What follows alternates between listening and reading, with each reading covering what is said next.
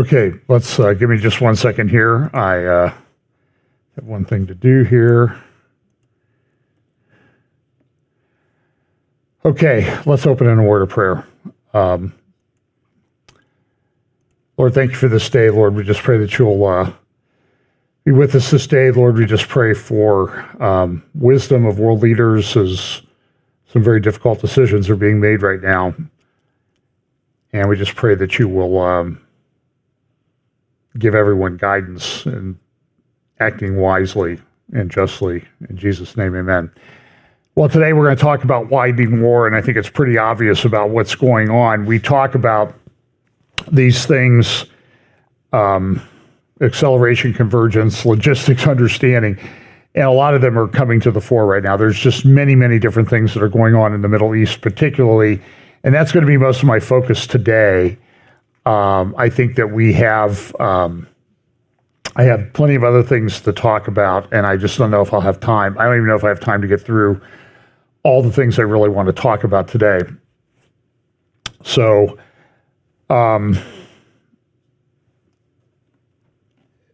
we talk about this verse a lot about, and I heard, but I understood not. This is Daniel chapter 12, verses 8 to 10.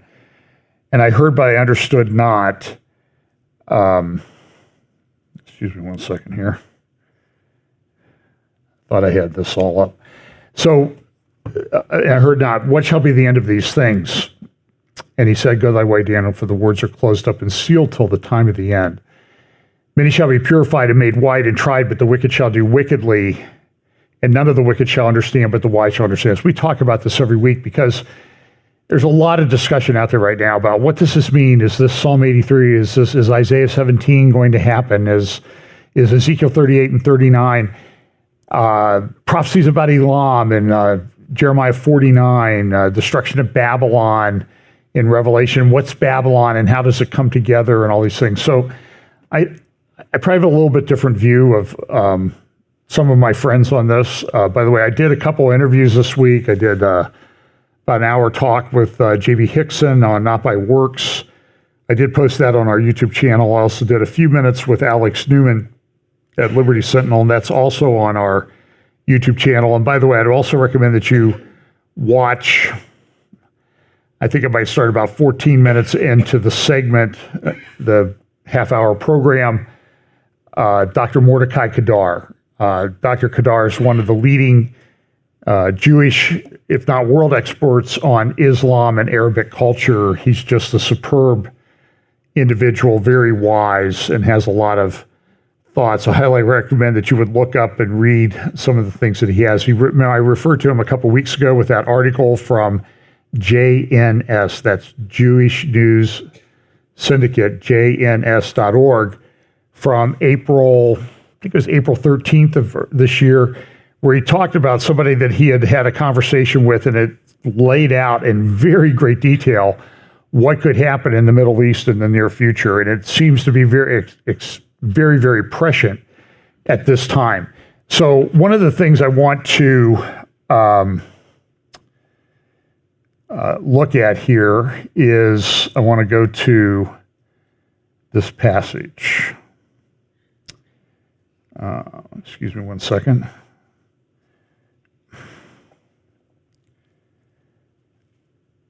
I want to go to Psalm chapter 122. Psalm 122. No, Psalm 129.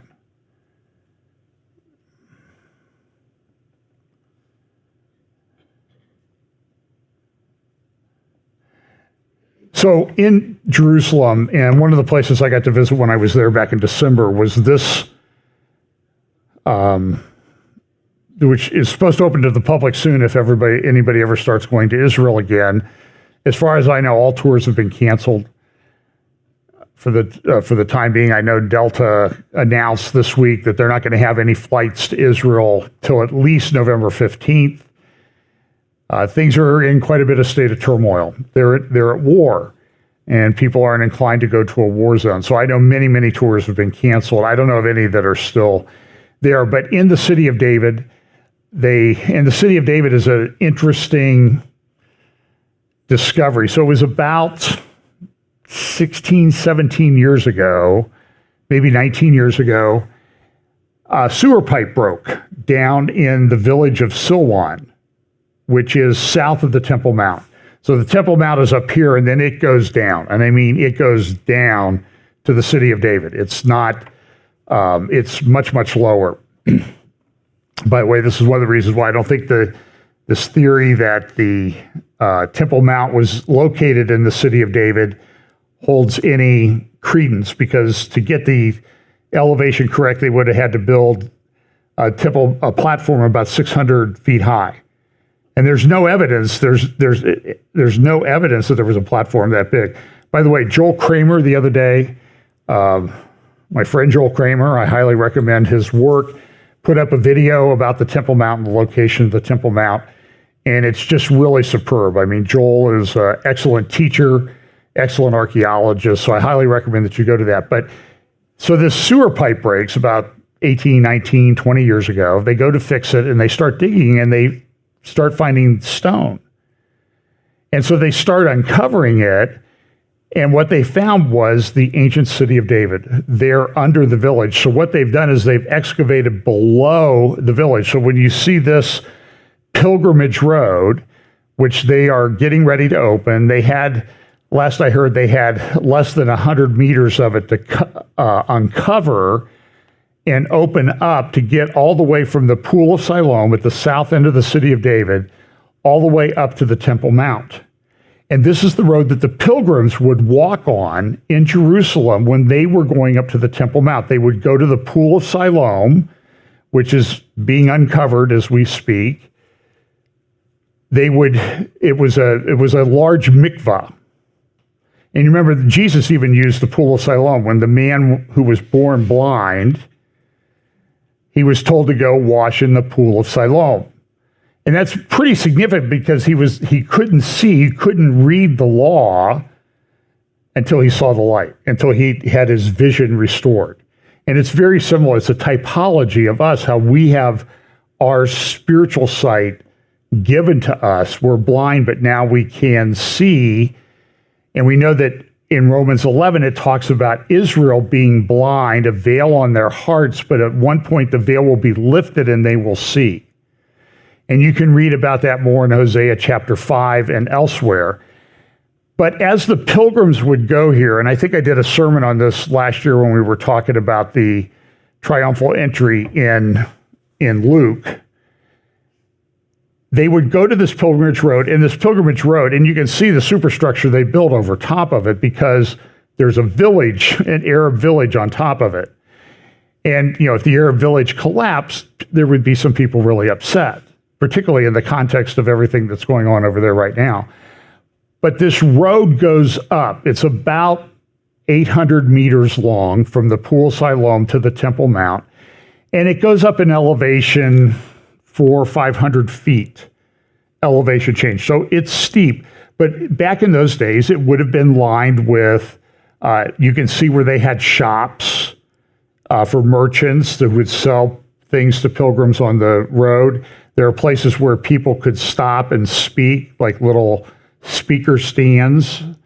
And the question that one of the guides here from the city of David said, well, you want to know, did he come here? Did Jesus come here? And he said, look, if he came to Jerusalem at this time, he would have walked on this road. So they've uncovered, these are the actual stones that would have been on the road at that time. And it was wider, but so their goal is to have everybody come. But when the pilgrims came, is they would go to the book of Psalms, and as they were walking up to the Temple Mount, they would sing Psalms of Ascent. And you should go read these. They're from Psalm 118 to Psalm 130. So I'm going to read one to you today, and I want you to listen to it in the context of what's going on and the controversy that we see. The controversy over Zion. And you'll see today that this really is about Jerusalem. We know at the end, it's about Jerusalem and it's about the land of Israel. We know in Zechariah 12 and Zechariah 14, Jerusalem will be a burdensome stone for all nations. I will gather all nations against it. This is where the final battle is going to take place. In Joel, it says, I will bring them down into the valley of Jehoshaphat and judge them there because they have done what? They have divided my land, because God made a promise about the land. So get the context of the Psalms of Ascent.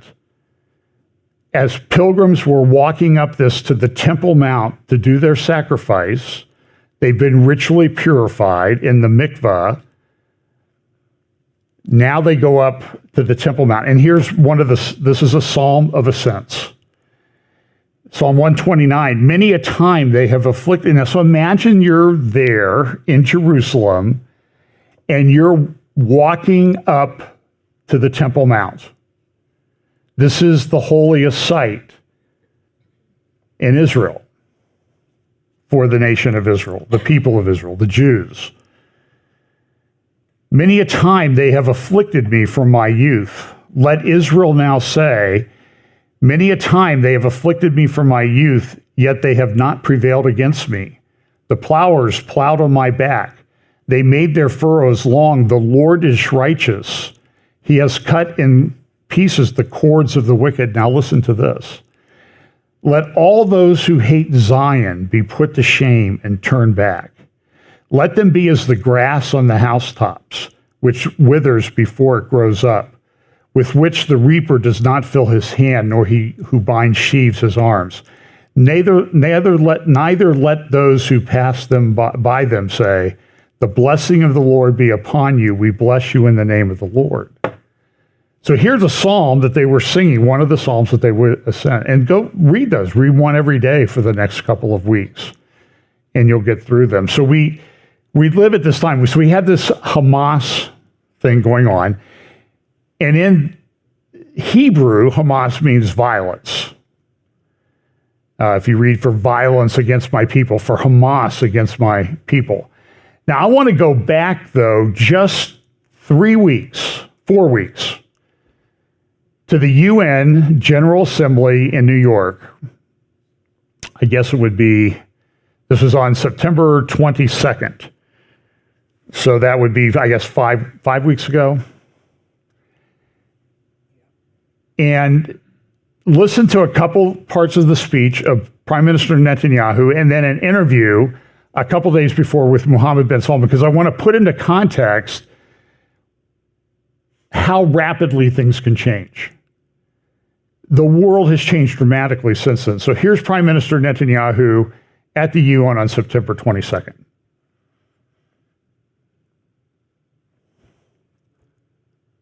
Prime Minister of the State of Israel, I invite him to address the assemblies.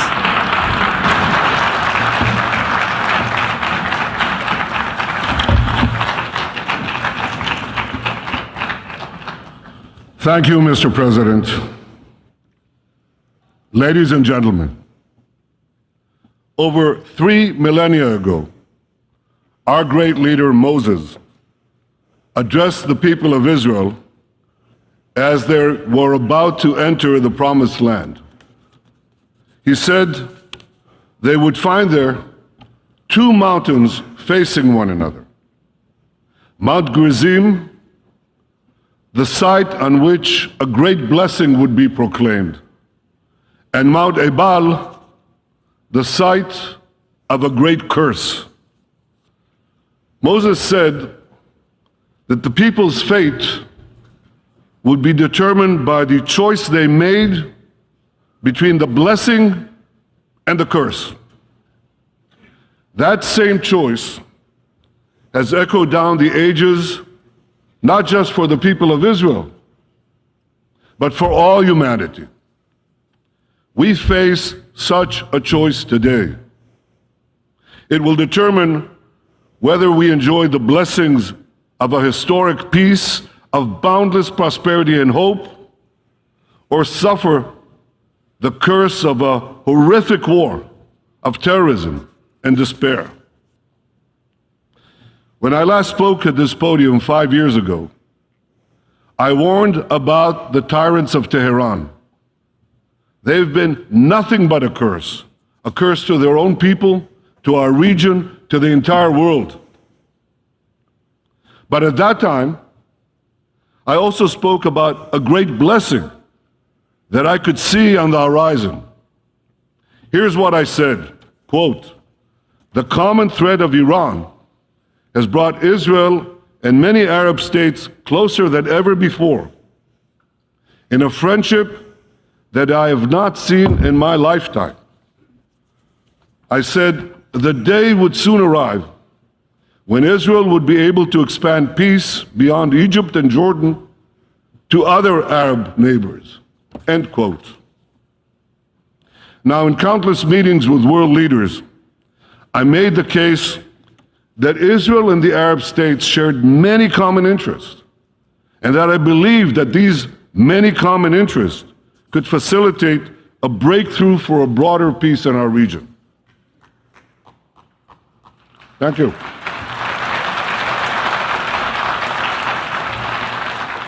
Well, you applaud now, but at the time, many dismissed my optimism as wishful thinking.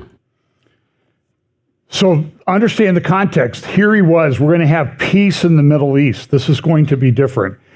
He continued later in his speech talking a little bit more about it.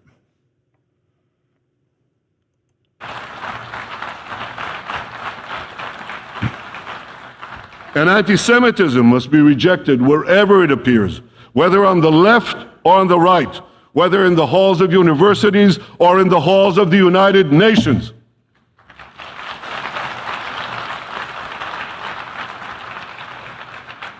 For peace to prevail, the Palestinians must stop spewing Jew hatred, finally reconcile themselves to the Jewish state. By that I mean not only to the existence of the Jewish state, but to the right of the Jewish people to have a state of their own in their historic homeland, the land of Israel.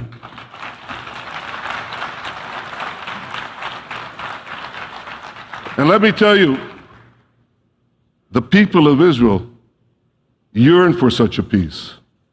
I yearn for such a peace.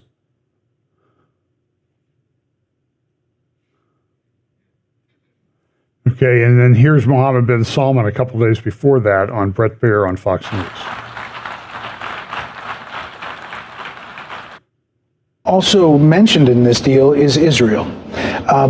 What would it take for you to agree to normalize relations with Israel? Well, there is approach from President Biden administration to get to that point. For us, the Palestinian issue is very important. We need to solve that part, and we have a good negotiations continue till now. We gotta see where it will go. We hope that it will reach a place that it will ease the life of the Palestinians and get Israel back, as a player in Middle East. There were reports that you had suspended talks. No, that's not true. Not true. So you think, if you were to characterize it, are you close? Every day we get closer. It seems it's for the first time a real one, serious. We're gonna see how it goes. Can you make a deal with Israeli Prime Minister Benjamin Netanyahu? Is that somebody you can deal with? Well, in Saudi Arabia policy, we don't interfere of who's running each country, who's there. We work with him. Now we don't have a relation with Israel. Well, you get the point. In fact, he went on to say that this will be the greatest peace agreement since the Cold War. Now it's off. In fact, here's an article from the Economic Times in India. War leaves Saudi Prince Mohammed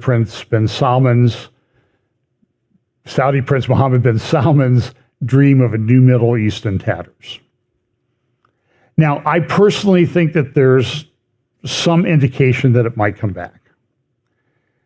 Mohammed bin Salman is a Muslim, but he's also a businessman. And one of the things he seemed to be promoting, allowing to be promoted within Saudi Arabia over the past couple of years was the truth that the Temple Mount in Jerusalem has nothing to do with Islam. There's a theory that has really came up after Israel came into the land, and really after they got got control of the Temple Mount and then gave it back in 1967, that became a theory of, oh, this is where Muhammad came in his night journey to the farthest mosque and ascended to heaven. This is not true. If you look at, and I would cite someone as knowledgeable as Dr. Kadar, Mordecai Kadar wrote an article back in 2008, and he said, this is not what the truth is. The farthest mosque was near Mecca at the time of Muhammad. Muhammad never came to Jerusalem. Jerusalem's never mentioned in the Quran.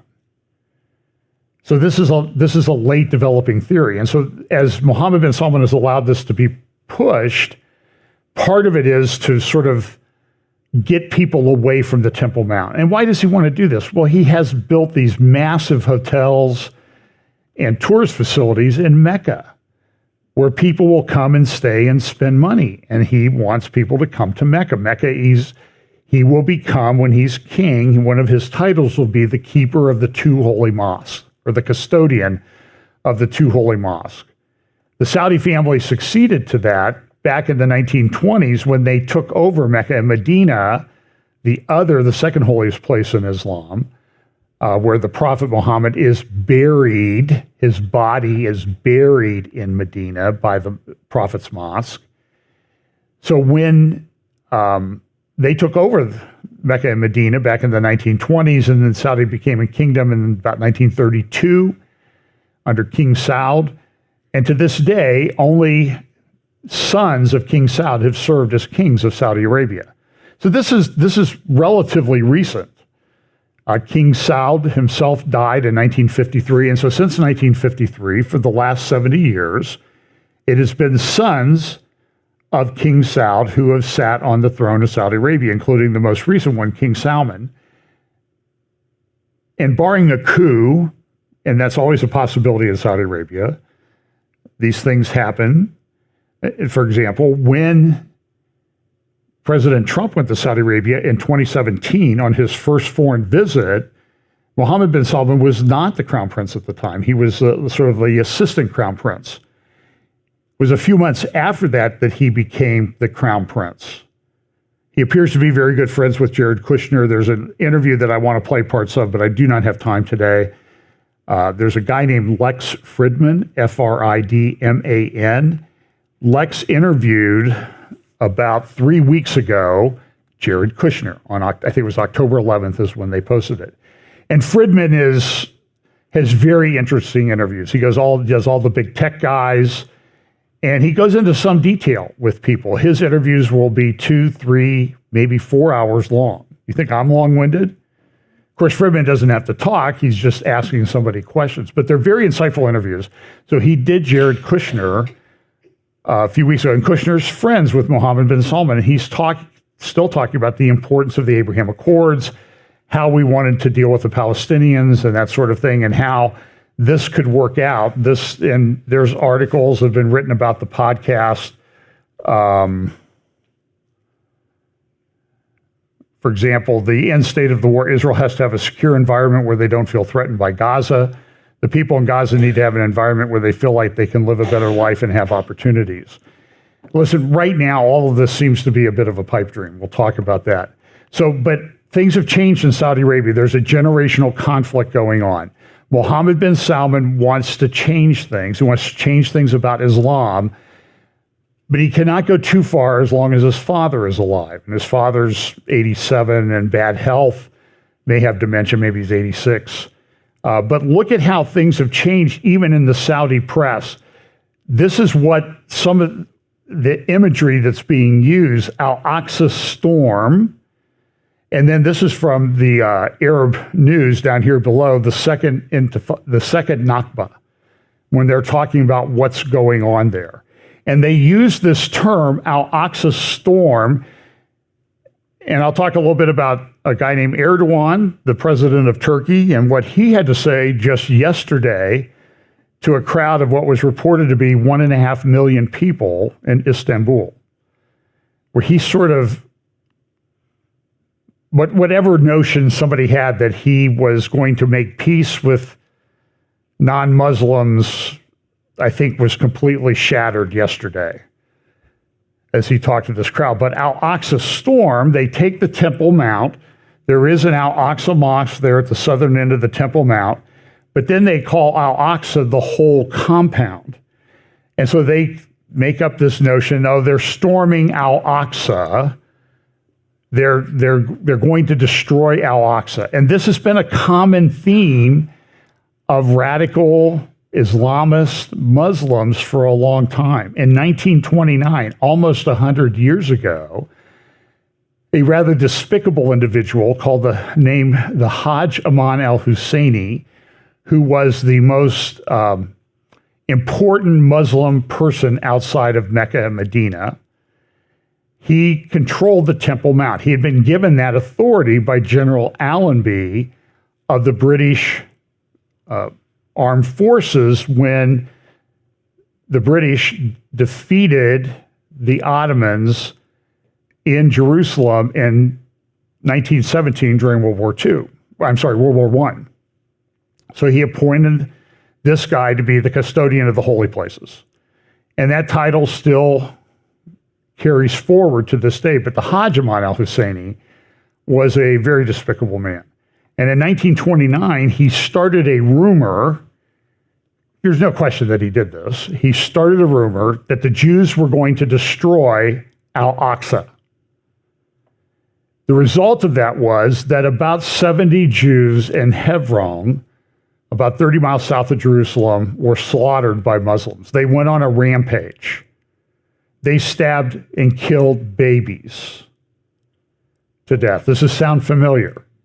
And it was all about AlOza. So when this started, the entire Muslim world is calling this AlOza Storm or AlOza Flood. And they're referring to this as the second Nakba.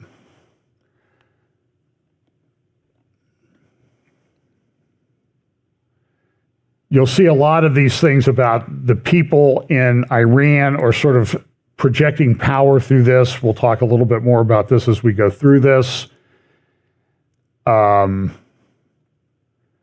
This was an international group who made a joint statement on Israel. U.S. is warned of conflict escalation as tensions rise across the Middle East. I mean, believe me, if I went through that much of the articles that I've read over the past week, we would be here for hours. So I'm just going to try to hit for you the highlights today a little bit. Here's another article, a chilling hostage manual found on a terrorist's bodies. And there have been plenty of, you can find videos out there if you're inclined to find them about what happened. It was terrible. It was bloody. It was horrific what happened along the Gaza border in Israel.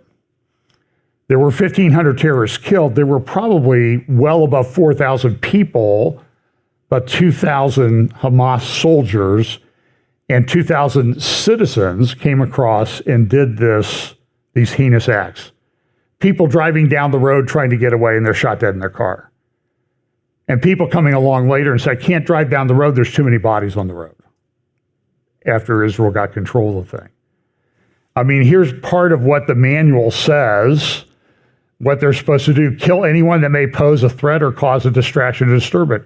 Create chaos using firearms, smoke, stun grenades, indirect threats, electric shocks, violence, and terrorism, and killing as a last resort. Bind the wrists or ankles of each hostage. Group binding and strict blindfolding. Block entrances and exits. Car bombs, explosive charges, snipers, stakeouts in the area. They expected to be in the area for quite a while. Now, there's a lot of controversy in Israel about why did it take everybody so long to happen. And what we've seen, though, we know the carnage that took place, but what's happening all over the world are pro-Palestinian marches in all these cities. Yesterday in London, there were 100,000 people marching. There's supposed to be a big march in Washington, D.C. next Saturday. There's been big marches in New York City. New York City issued a warning the other day, at least until the protest was over, all Jews should leave Brooklyn. There's a big Jewish community, particularly in the Crown Heights section of Brooklyn. One of the things they shout as they go through, though, this is, from the river to the sea, Palestine will be free. And what does that mean? Well, here's the Hamas logo, and you can see the cross swords and everything, but look at what's at the top of this is Israel. Now, is that in a divided land? Is that a two-state solution in their mind? No, what they want is a one-state solution and no Israel in that one state. From the river to the sea, from the Jordan to the Mediterranean, Palestine will be free. The other thing that you'll hear is we want to go back to the 67 lines. So this is a map of the 67 lines this is before the Six-Day War in 1967. This is what Israel looked like, the blue part being Israel. The brown part being, wait a minute, not Palestine, but under the control of Jordan from 1948 to 1967. And by the way, after the war, this has been offered back to Jordan. They don't want it. When you look at what's going on there, refugees, King Hussein, I played a clip of him a couple of weeks ago. This is a red line for us. We don't want any Palestinians in our country.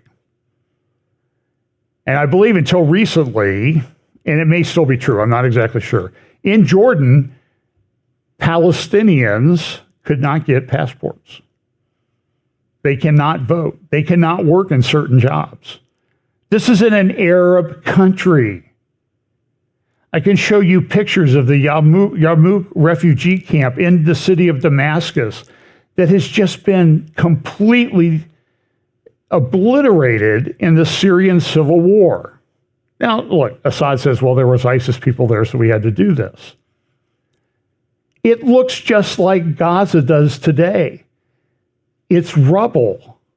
By the way, were there any protests in London, at Harvard, at Cal Berkeley, or any other place in the world when Assad destroyed a Palestinian refugee camp in his city of Damascus? It did not happen. They don't have rights to participate in the government in Syria. They don't have it in Lebanon. And there's millions of them.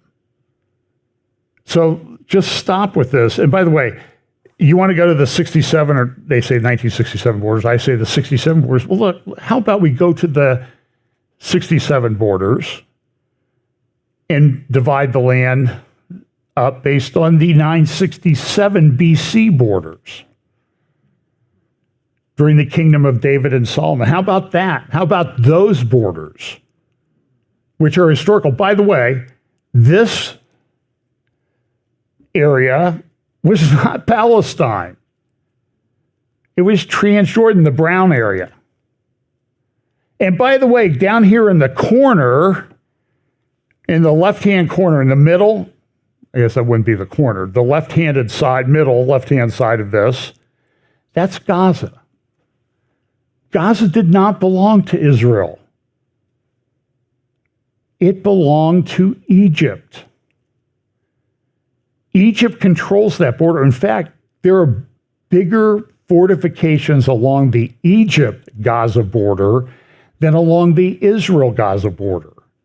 But there are tunnels underneath, and Egypt sort of, I don't know if they're incompetent or they just allow it. That's how a lot of this stuff gets into Gaza, through the Egyptian border. So my contention is, let's stop with the nonsense about 1967, let's go to 967 BC, and we'll establish the borders based on that.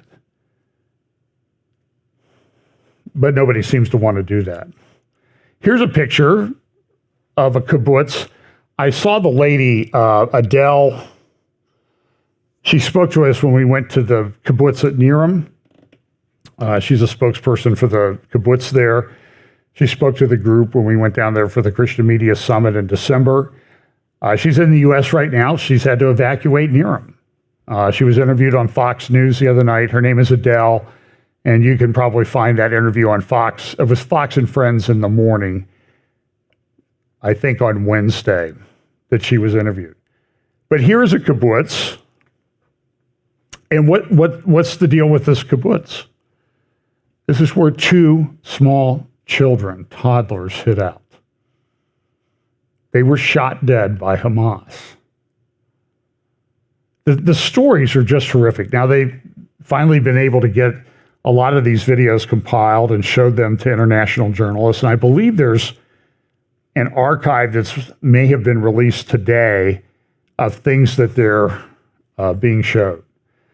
But there's protest. So now this is kind of a take on how the Iranians might be viewing things right now. You know, usually they want you to walk on the flag, but here are the Iranians walking around the flag in Iran. That's kind of an interesting thing. And by the way, you don't see big movements of Iranian military anywhere, do you? You see assets, drones, and that type of thing, missiles maybe, but they're not moving large chunks of their military into anywhere. They have other people do their things. Somebody said this is really what the sign should say for all these pro-Hamas protests. Stabbing parents in front of children is legal. Throwing grenades at kids hiding in closets is not terrorism. Gazans rape Jewish girls only in self-defense. Beheading is resistance. And you get the point. And this is, how do you come to any other conclusion than these pro-Hamas demonstrations everywhere are like this? So this was yesterday, flood Brooklyn for Gaza. The more they try and silence us, the louder we will be. Caroline Glick tweeted the other day that the Harvard Crimson at Harvard, they've set up safe spaces for Jewish students that are being attacked and threatened. No, for pro-Hamas demonstrators because people are criticizing them. Poor babies. Antonio Guterres at the UN, I'll spare you the clip. He said, well, we can understand how this happened. It didn't happen, this thing, and we condemn what Hamas did, but it didn't happen in a vacuum. And Israel just came out and lambasted him. So he came the next day and he said, well, you might have heard me say that, but that's not really what I meant. And he's been against Israel from day one. He's a radical socialist. How do you think he got into that position? So they had a resolution come to the vote in the UN, and this is Saudi Arabia, Arab news. So you can see the conflict going on in Saudi Arabia. This is the countries who don't support Gaza up at the top. There were 120. This is the resolution they voted on. Here's the vote that took place: 120 in favor, 14 against, and 45 abstained. So you see, it was Austria, Fiji, Israel, Hungary, Czech Republic, Croatia, Micronesia, Papua New Guinea, Paraguay, and the United States, and Tonga voted against this.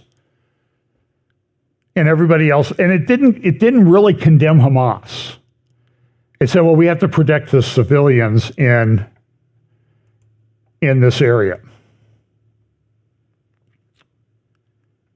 Now, there's a lot of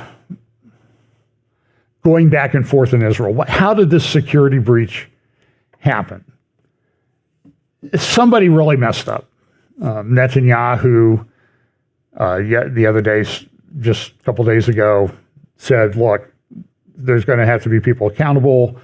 When the war's over, there'll be an inquiry, and some people aren't happy with that. They said we should do it now and get rid of all the people who participated in this. Because there are field commanders who are coming forward and saying, listen, we've been telling our commanders for weeks that something's going on. There's all these protests at the border. They've set off explosives. They're flying, I don't know if they're flying drones or whatever, and we're concerned about what's going to happen. And nobody did anything. Now, it's political. Look, and we can argue back and forth. I've heard some people say, well, Netanyahu must have planned it to save his life and to save his place in office. Look, Folks, let's be realistic about this. If he did that, it was the stupidest, at best, was the stupidest move ever. Because he's done. When this is over, he's gone. And anybody else is gone too. The people won't tolerate it.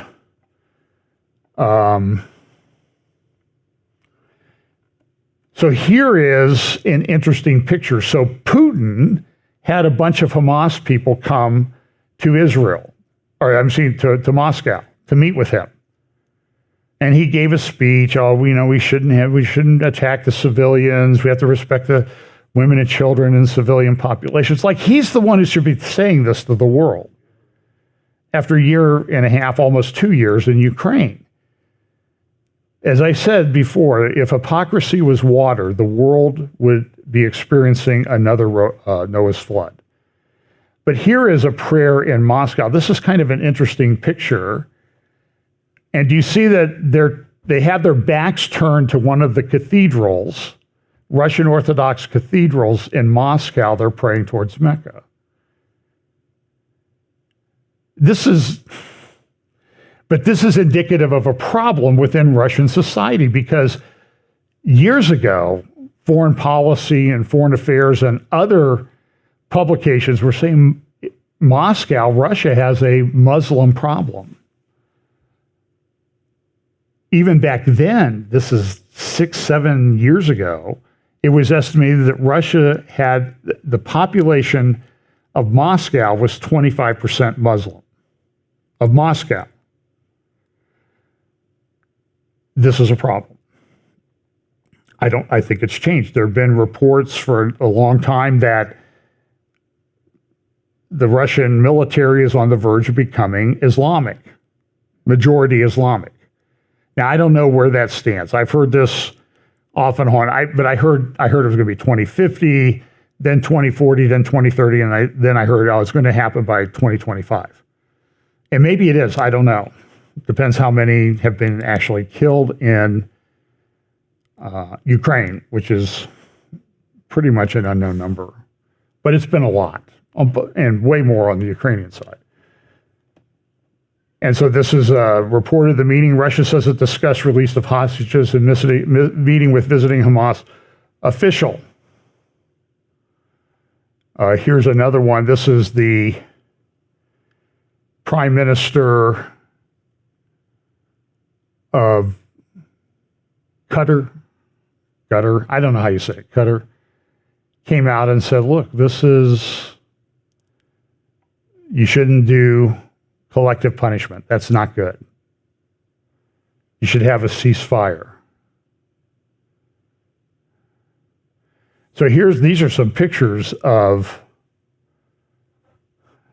and then here's Ismail Haniyeh, the continuation of the aggression against, he's the head of Hamas, against Gaza. I call upon all the intellectuals and strategic experts to discuss the post-occupation phase because its demise is inevitable. This occupier will not be able to recover. I call on everybody, the free people of the world, all the friendly countries, the brotherly Arab countries, and all the allies to exert all the necessary pressure in all directions and in all forums to stop this war against our children, women, and elderly, our mosques, our universities, and our homes. This brutal aggression must stop. This new Holocaust must stop. The blood of the women, children, and elderly.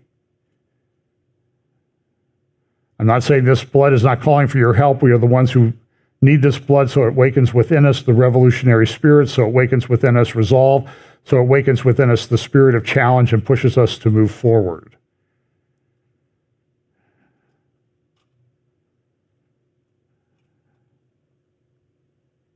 So that was a statement that he released the other day. Here's a little video. This is kind of a compilation from a website called the Caspian Report. Guy does fantastic videos. If I could figure out how to do this, I would do them. Talked about the incursion that took place. There's been a lot of unrest up in the area called the West Bank, Judea and Samaria. Over 100 people have been killed since October 7th up there.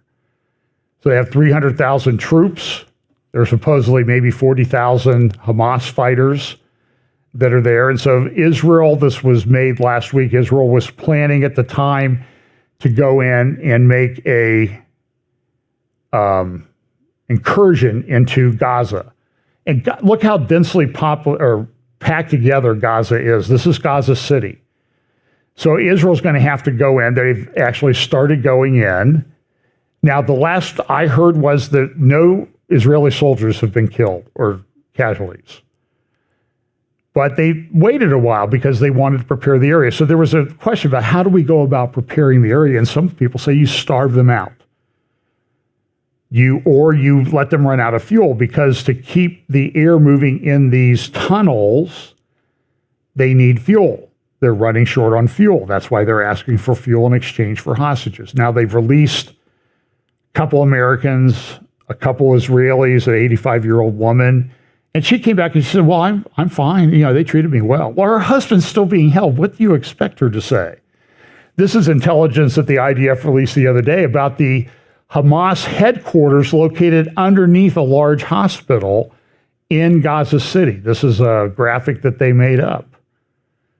In the north part of the Shifa Hospital, in the north part of the Gaza Strip.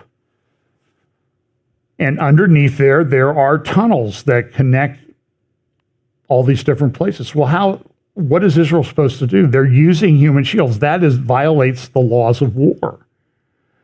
But nobody really seems to care about that.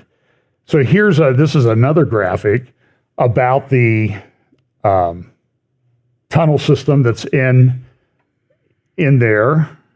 Let's see, I wanted to. And so the question is, you can imagine how hard it's going to be to go in there. Now, they're going to have to level this place, and they're working on it, and they're probably going to do that. Here's another graphic that was in the Times of London. They'd just been bombing them. And again, here's a little bit of a graphic. There's 300 miles of tunnels. How are they going to deal with this? And there could be heavy casualties.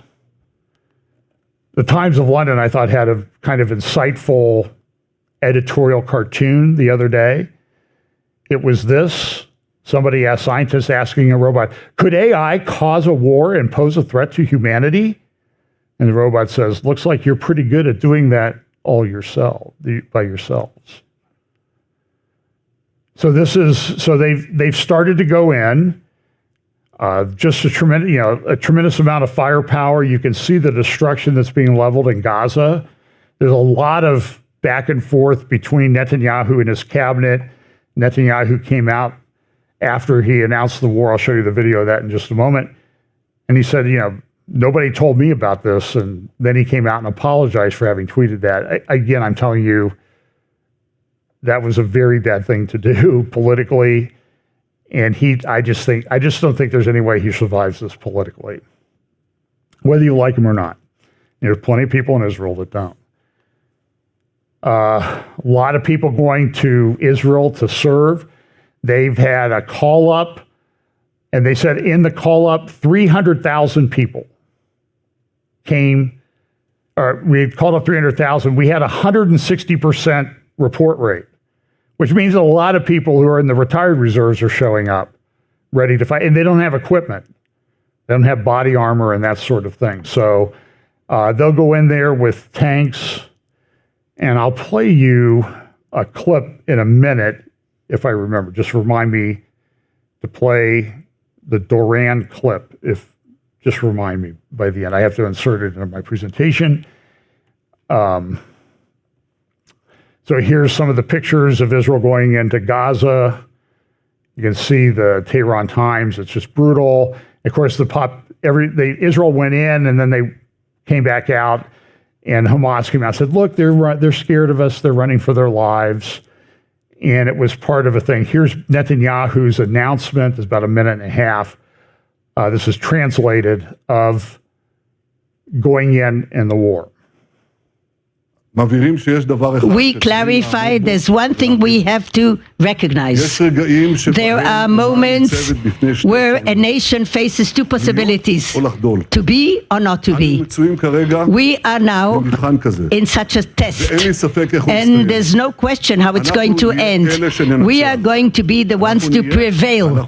We are going to be here and we shall win. In the first weeks of the war, we bombed the enemy with massive air attacks, and the last few days even more so, in order to help our forces to go in, land in the most safe way. We eliminated a lot of leaders of the Hamas and a lot of infrastructure, but we're only in the beginning of the road. The war within the Gaza Strip will be harsh and long, but we are ready. This is our second war of liberation. We are going to fight to protect the country. We're going to fight. We will not retreat by land, by sea, by air. We shall eliminate the enemy on top of the land and the bottom, and we shall prevail. It will be the good over evil, light over darkness, life over death. In this war, we are standing together, united more than ever, sure of our justice. This is the mission of our life.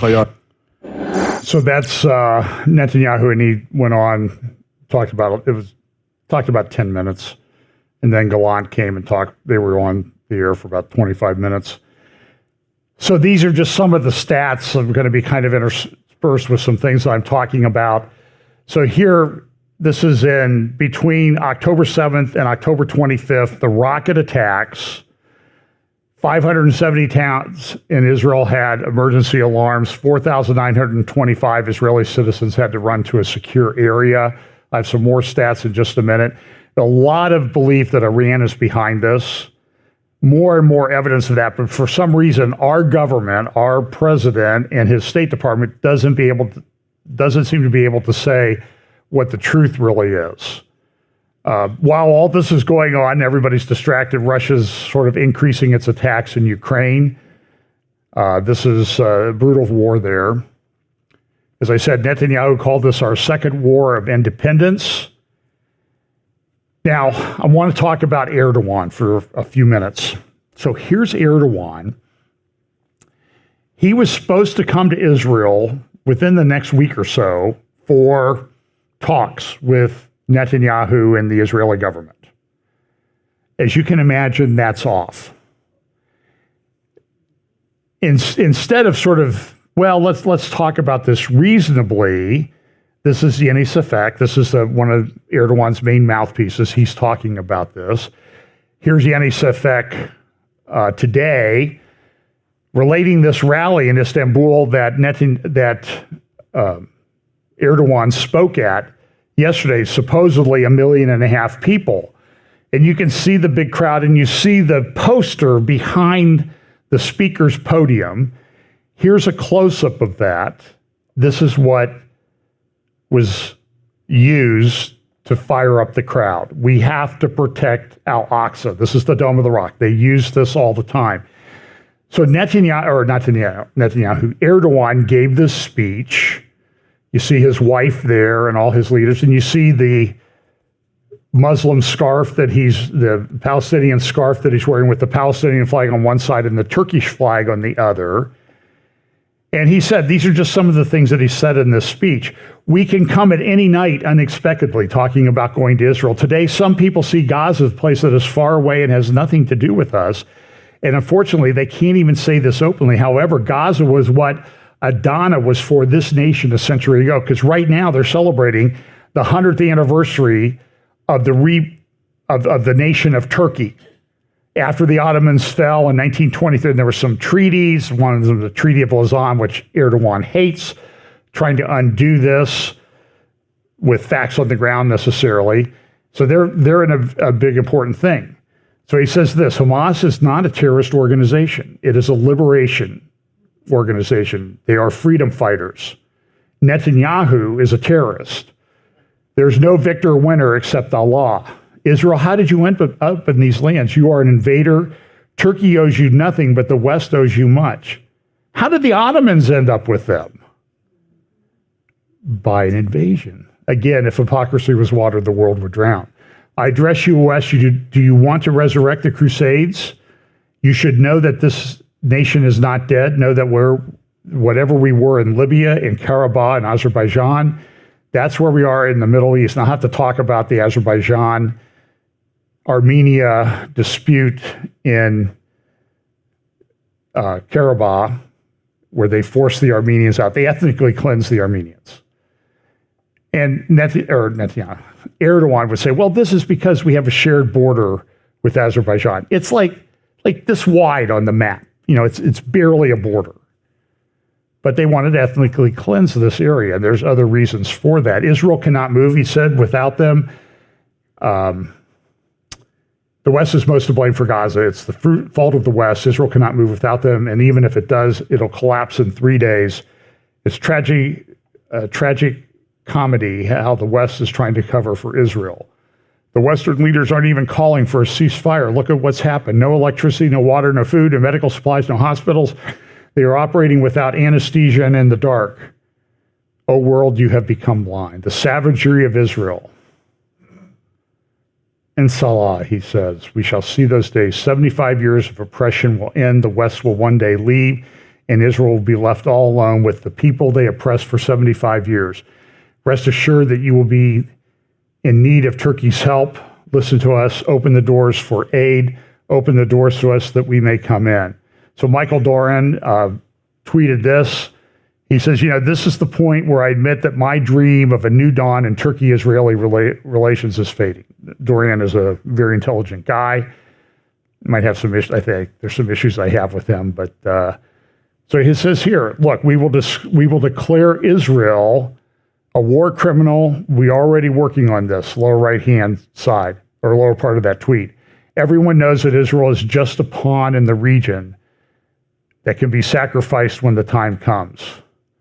Those who shed crocodile tears for the civilians killed yesterday in Ukraine, Russia, are today silently watching the deaths of thousands of innocent children in the Gaza Strip.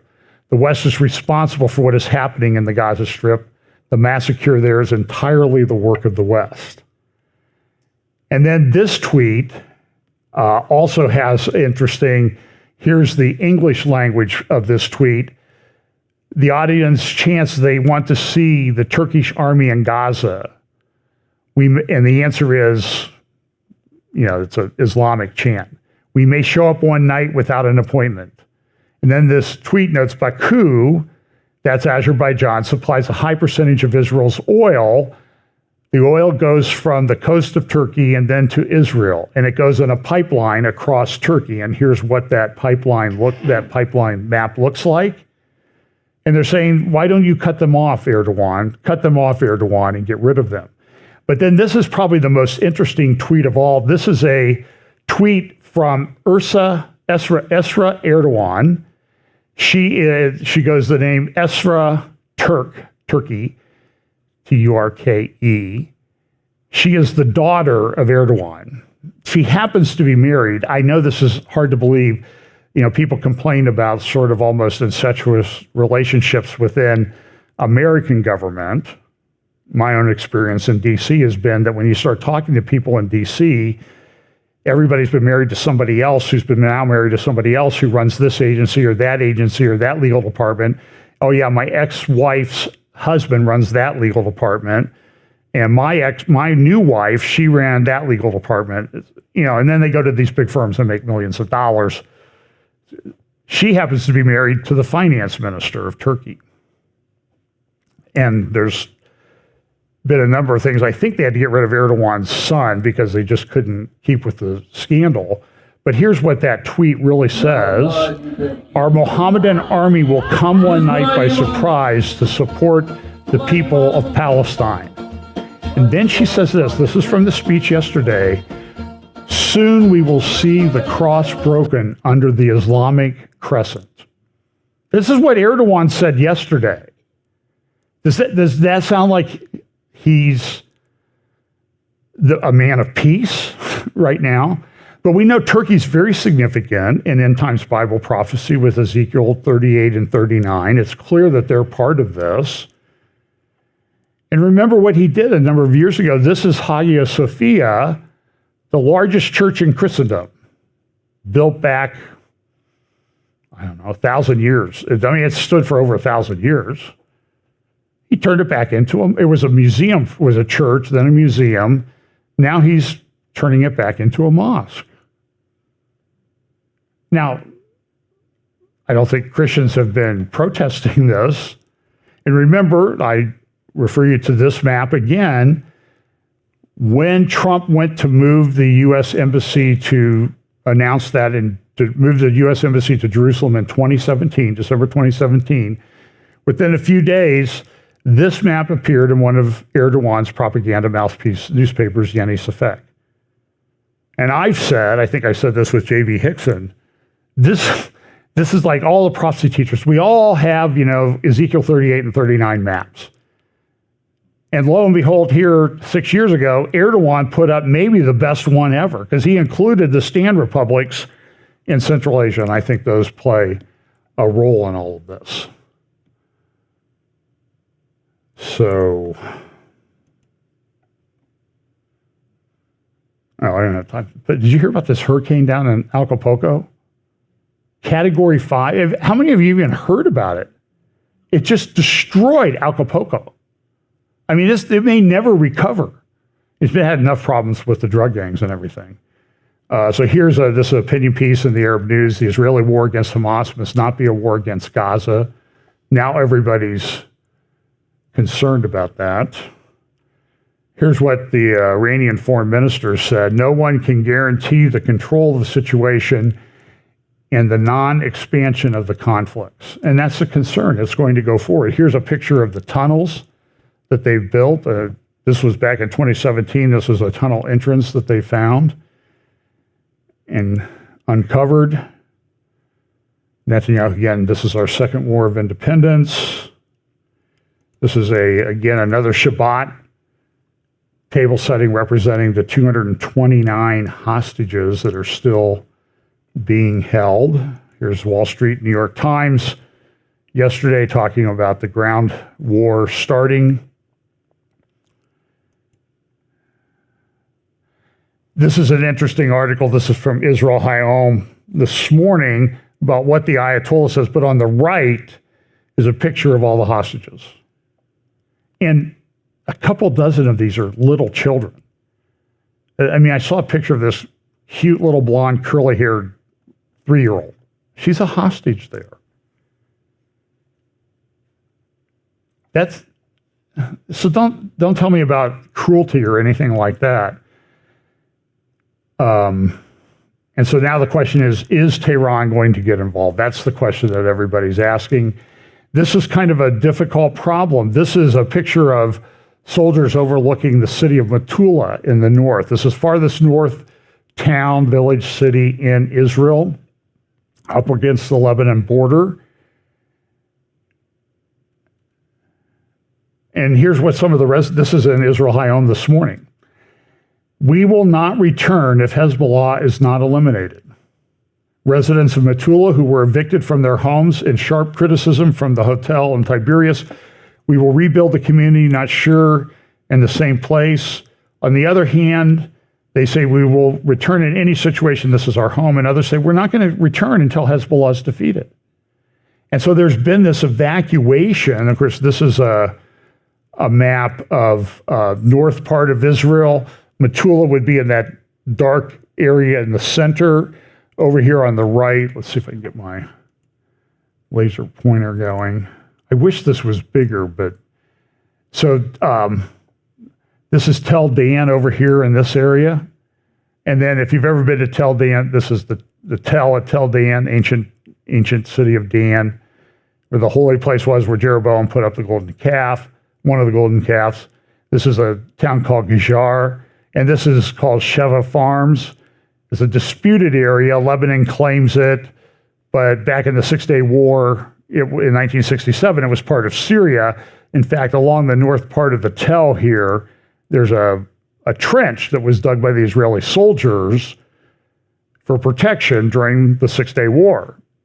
And it's still there. You can look at it. In fact, what they did was they brought in rabbis and archaeology experts and say, okay, can we dig a trench here for protection? They didn't go in and destroy it. They were very careful about that. But you can see here, this is the blue line. This is the border. This is Metula. And then down here, this is Kiryat Shimona. It's a town of about 25,000. All these towns up here have been evacuated.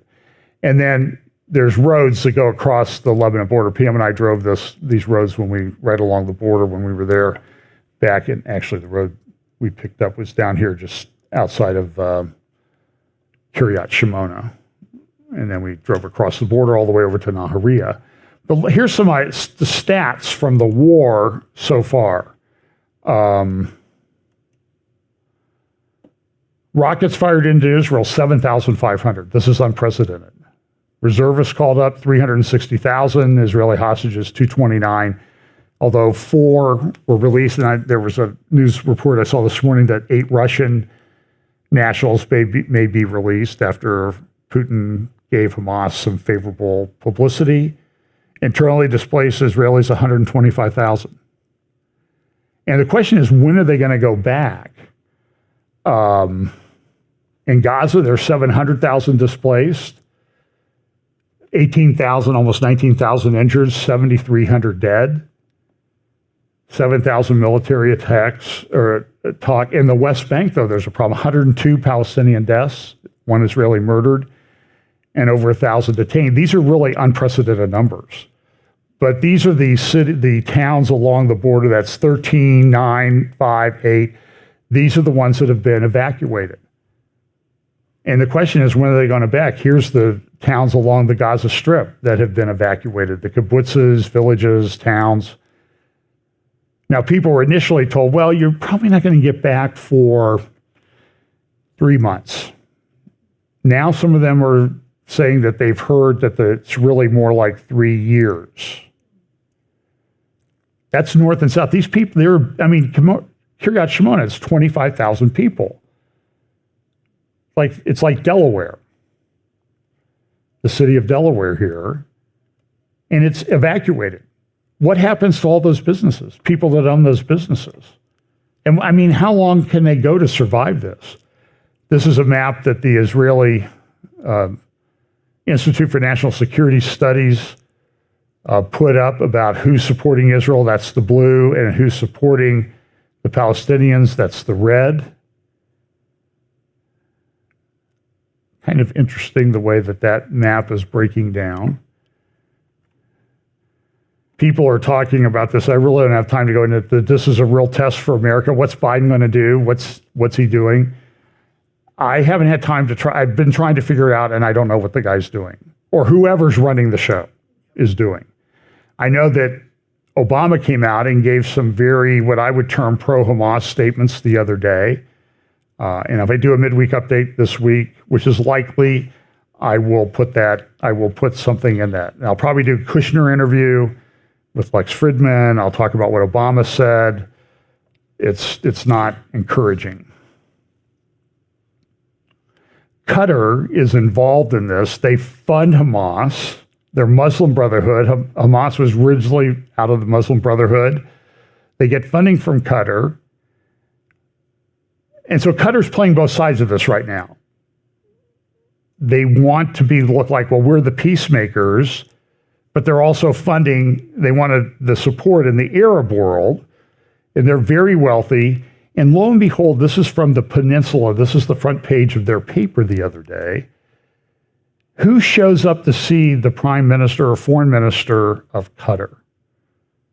Right on the front page. That's Klaus Schwab. We had to come and discuss what we have in common.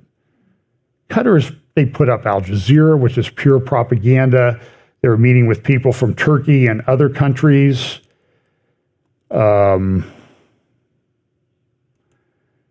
This is in Saudi Arabia. While this is going on, they have their Financial Investment Initiative Institute meeting, which they call Davos in the Desert. And they're big promoters of diversity, equity, and inclusion, and ESG, environmental, social, and governance. A lot of that has its roots in this conference. This was the 7th reiteration of it. It was at the first or second one back in 2017 that Mohammed bin Salman, the new crown prince at that time in the fall, got up, had an interview with Maria Bartiromo of Fox Business, and he announced the new city that he was building called Neom. And that was where it first was introduced. Again, this is an article from Jonathan Spire. You can find this in the Jerusalem Post Friday, Understanding Qatar's Role in the Region. And he goes on and he just says, listen, this is Qatar's playing both sides, and you need to watch what Qatar is doing because they're not to be trusted. In Syria, Jonathan says, Qatar supported Islamist and jihadi elements among the Syrian rebels, including Jabhat al-Nusra. And Jonathan Spire is an expert on Syria, unmatched, I think, in the world. The former franchise of al-Qaeda in Syria. Qatar offered refuge to Khalid Sheikh Mohammed, the mastermind of 9/11. And it goes on and on. Qatar's strategy has thus succeeded in gaining the tiny emirate a seat at the top of Middle East diplomacy. On the way, it has served to strengthen and facilitate a variety of jihadi movements and to foment unrest and chaos across the region. Qatar is not a facilitator of humanitarian solutions. It is a state that draws dividends from carrying a flamethrower in one hand and a fire hose in the other. It should no longer be permitted to do so. And he's right. They play both firefighter and arsonist in these situations. Excellent article by Jonathan Spire. So I'm going to put in a quick video. This is Gadi Taub and Michael Doran on, I think they call their channel The Turning Point Israel at War. They're putting up videos every few days about situations in the war. I'm going to jump into the middle of this. And it's very interesting what they do.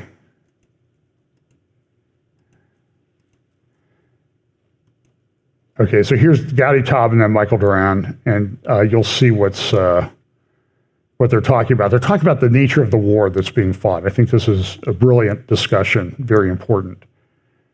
Of course.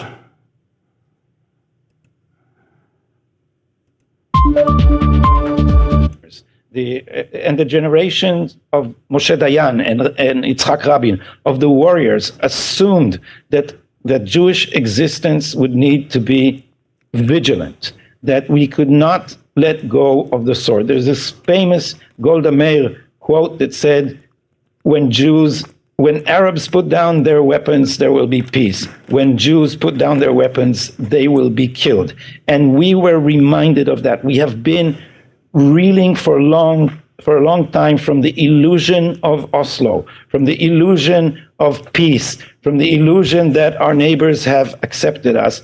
And this illusion fostered what? It fostered the very idea that we can deter Hamas. What was deterrence based on, Mike? It was the whole establishment in Israel said, well, if we give them jobs, if they have a modicum of comfort, they will not risk it from crazy utopian vision. And apparently they're willing to be killed, and sacrifice their children because killing Jews is more important than anything else. All right. Well, on that thought, let's move to the revolution in military affairs. And we have a video to show you that Hamas put out about one of the techniques that it used to overcome the Israelis. And I want to talk to you a little bit about it, Gadi, but let's first show it to the viewers. They're going to see a quadcopter, commercially available drone, dropping an RPG on an Israeli tank.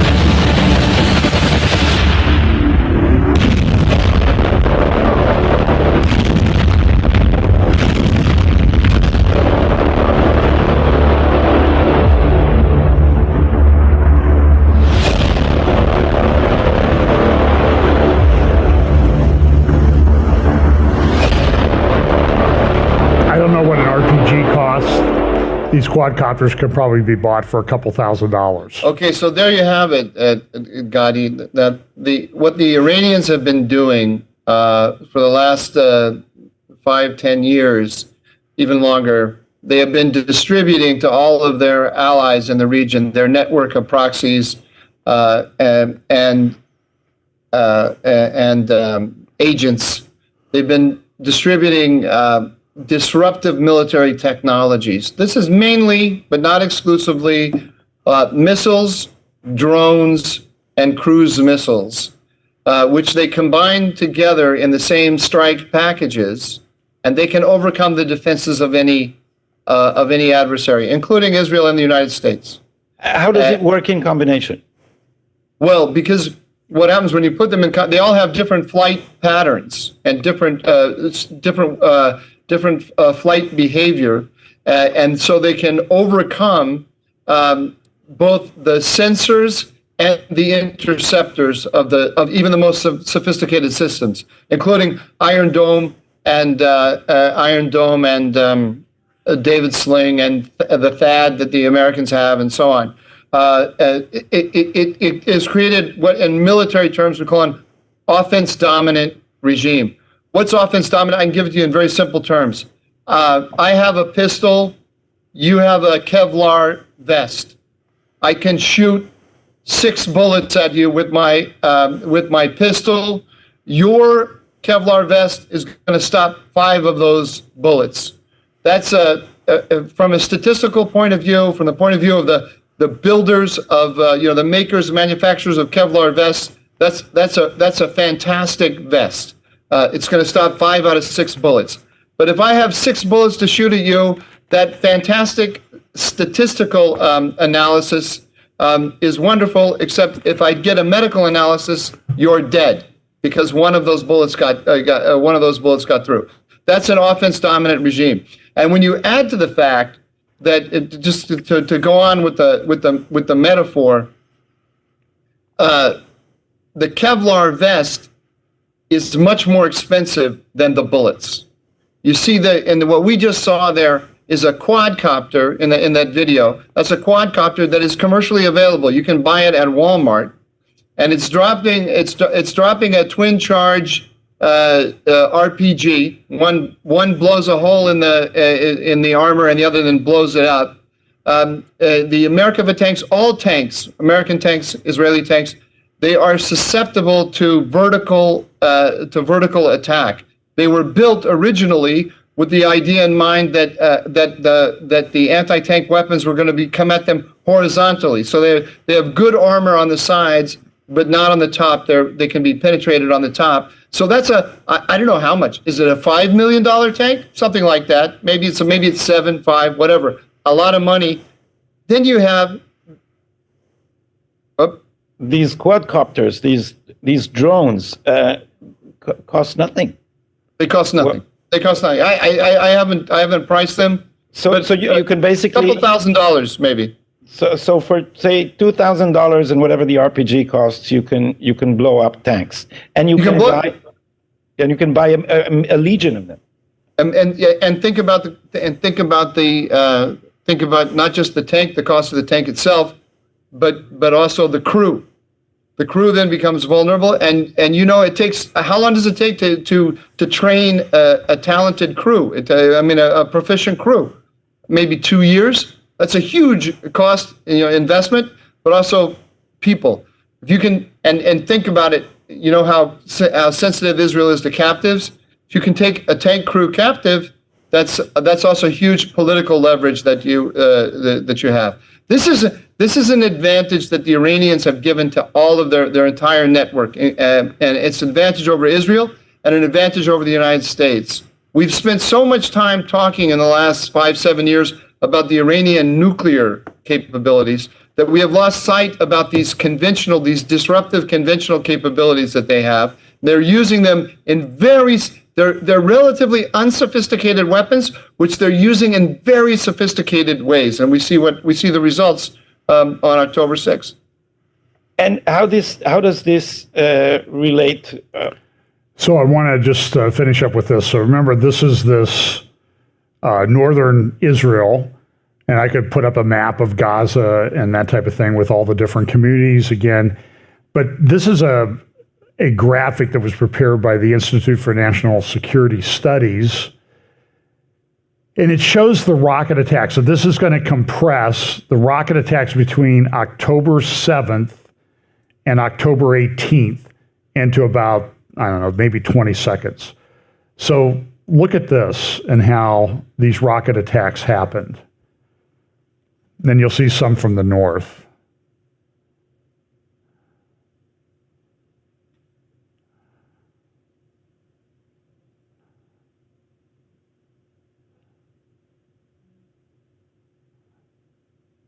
Again, we'll go through it again. So you can see there are like 7,500 rockets. And maybe they need to fire, these rockets cost, I don't know, $5,000, $6,000 to build maybe, if that. But it costs $80,000 to $100,000 for an Iron Dome to shoot them down. That's the way they don't shoot them all down. Now, that's 7,500. They have 30 times that amount at Hezbollah up in Lebanon. Some of those are precision guided. So this is not going to be easy. So the question is the war going to move up to the north? And that's anybody's guess right now. That's what's going to happen. So just pay attention to that. So I will try to do, probably, I think we'll do a midweek update just to catch up on some of the things I had to leave out today. The world changed 2 weeks, 4 weeks ago. Everybody was like, oh, there's going to be peace in the Middle East. This is unlike anything that we've ever seen. And now it's changed. Now, I do think that Saudi Arabia is in a generational conflict over how they're going to support the Palestinians. Always use quotes around that, but that's what everybody calls them. Are they going to support them? When the Houthis, which is Iranian proxies in Yemen, to the south, shot drones and missiles at Israel, it's now been confirmed that one of those was shot down by the Saudis. Shooting down an Arab country when the war is going on in Gaza, shot down a missile heading for Israel. By the way, they shot some more. They appear to be aiming at a lot down at the Red Sea, but they missed, and some of those landed in Egypt. So you saw what Erdogan's talking about. You saw that the King of Jordan saying that this Palestinian refugees coming to here is a red line. We won't take it. Now, I don't think Jordan is much of a military threat. Egypt probably is a little bit more so of a military threat. But Egypt has a border with Gaza. Why is nobody complaining about them? When they had it, by the way, they let a war happen between Fatah, Palestinian Authority group in Gaza, and Hamas. 8,000 people were killed in that civil war. They did a lot of the same things they did when they got across the Israeli border. So this thing is complicated. I do think it's prophetic, and we need to pay attention to the things that are going on. So let's pray. Lord, thanks for the day. Thank you so much for your word. We pray, Lord, that you'll help us, give us wisdom on how to act and prepare at a time like this. Keep us in your word. Fill us with your Holy Spirit. Give us an extra dose of wisdom to act in this world. Bless us this week in Jesus' name. Amen.